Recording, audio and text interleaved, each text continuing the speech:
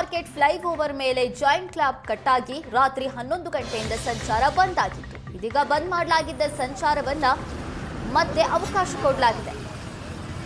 ಮೈಸೂರು ರಸ್ತೆ ಫ್ಲೈಓವರ್ ಕೆಳಗಡೆ ವಾಹನ ಸಂಚಾರಕ್ಕೆ ಈಗ ಅವಕಾಶ ಕೊಡಲಾಗಿದೆ.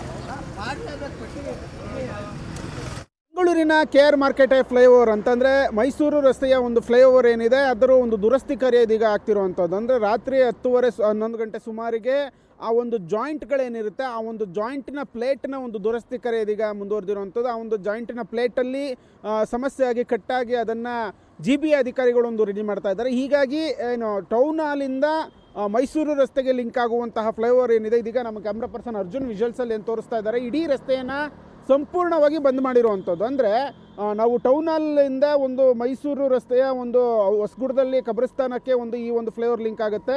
ಬ್ಯಾರಿಕೇಡ್ಗಳನ್ನು ಅಳವಡಿಸಿ, ಅಂದರೆ ಇಡೀ ಒಂದು ರಸ್ತೆಯಲ್ಲಿ ಬ್ಯಾರಿಕೇಡ್ಗಳನ್ನು ಅಳವಡಿಸಿ ಯಾವುದೇ ರೀತಿಯಾದಂಥ ಒಂದು ಸಾರ್ವಜನಿಕರ ಸಂಚಾರಕ್ಕೆ ಅನುವು ಮಾಡಿಕೊಡದೆ ಒಂದು ದುರಸ್ತಿ ಕಾರ್ಯವನ್ನು ಮಾಡ್ತಿರುವಂಥದ್ದು. ಅದರ ಬದಲಿಗೆ ಅಂದರೆ ಫ್ಲೈಓವರಿನ ಬದಲಿಗೆ ಸರ್ವಿಸ್ ರಸ್ತೆ ಏನಿದೆ ಆ ಒಂದು ಸರ್ವಿಸ್ ರಸ್ತೆಯಲ್ಲಿ ಎಲ್ಲ ವೆಹಿಕಲ್ಗಳು ಸಹ ಹೋಗ್ತಿರುವಂಥದ್ದು. ಅಂದರೆ ಇನ್ನೂ ಕೂಡ GBA ಅಧಿಕಾರಿಗಳು ಅಂದರೆ GBA ಸಿಬ್ಬಂದಿ ಆ ಒಂದು ದುರಸ್ತಿ ಕಾರ್ಯವನ್ನು ಮಾಡ್ತಿರುವಂಥದ್ದು. ಹೀಗಾಗಿ ಖುದ್ದು ಟ್ರಾಫಿಕ್ ಪೊಲೀಸರು ಕೂಡ ಇಲ್ಲಿ ನಿಂತು ಒಂದು ಕಮಿಷನರ್ ಒಂದು ಆರ್ಡರ್ ಆಗಿದೆ. ಹೀಗಾಗಿ ಎಲ್ಲ ವೆಹಿಕಲ್ಗಳನ್ನು ಕೂಡ ಸರ್ವಿಸ್ ರಸ್ತೆಗೆ ಮೂವ್ ಮಾಡಿಸ್ತಾ ಇದ್ದಾರೆ. ಯಾವುದು ಕೂಡ ವೆಹಿಕಲ್ ಹೋಗಬಾರ್ದು ಅಂತ ಅಂದ್ಬಿಟ್ಟು, ಯಾಕಂದರೆ ಯಾವುದೇ ಅಹಿತಕರ ಘಟನೆ ನಡೀದೇ ಇರಲಿ ಅಂತ ಅಂದ್ಬಿಟ್ಟು ಟೌನ್ ಹಾಲ್ ಕಡೆಯಿಂದ ಒಂದು ಮೈಸೂರು ರಸ್ತೆಗೆ ಲಿಂಕ್ ಆಗುವಂತಹ ಫ್ಲೈಓವರ್ ಕಂಪ್ಲೀಟಾಗಿ ಕ್ಲೋಸ್ ಆಗಿದೆ.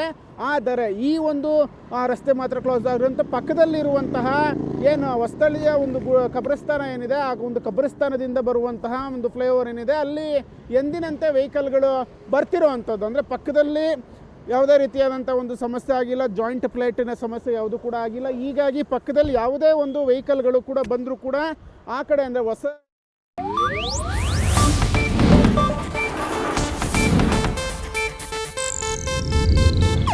ಇದು ಏಷ್ಯಾನೆಟ್ ನ್ಯೂಸ್ ನೆಟ್ವರ್ಕ್ ಪ್ರಸ್ತುತಿ.